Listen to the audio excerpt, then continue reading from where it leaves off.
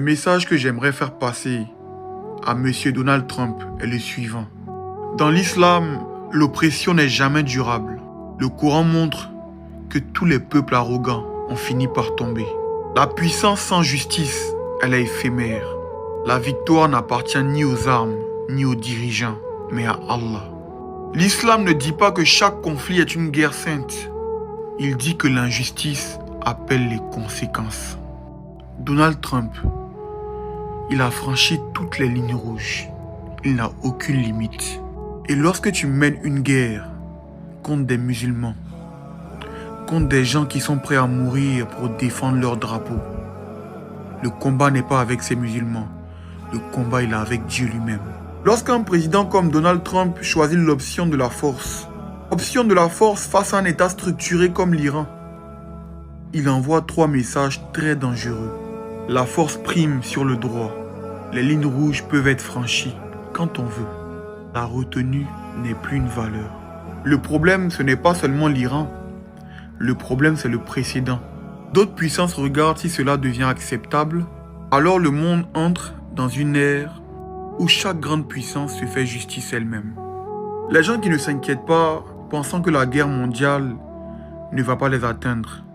Tous les pays du monde sont interconnectés maintenant. Donc ce que cela créerait à cause de l'ego d'un seul homme, au niveau mondial, explosion des prix du pétrole, instabilité des marchés mondiaux, peur généralisée des investisseurs, fragilisation des pays déjà économiquement faibles, dont l'Afrique. Donc ce qu'il faut savoir, c'est qu'une guerre contre l'Iran, elle ne reste jamais locale. L'Iran n'est pas un pays faible comme beaucoup peuvent le penser. On ne sait même pas exactement le nombre d'artilleries et de missiles qu'ils ont là-bas. L'Iran ne répondrait pas forcément par une frappe directe sur les États-Unis, parce que l'Iran pense en temps long. Pression sur le détroit d'Ormuz. Activation d'alliés régionaux, dont le Liban, l'Irak, le Yémen. Frappe indirecte contre des intérêts stratégiques.